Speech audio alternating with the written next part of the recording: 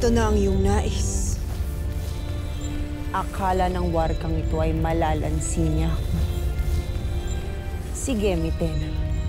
Lumapit ka at kunin mo ang brilyante. Nang ito ay mautusan kong tupukin ang iyong katawan at ang kaluluwa mo'y magtungo na sa Balaak.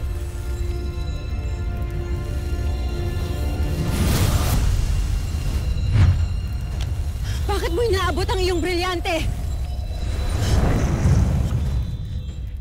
Hindi mo ito maaaring ibigay sa kanya.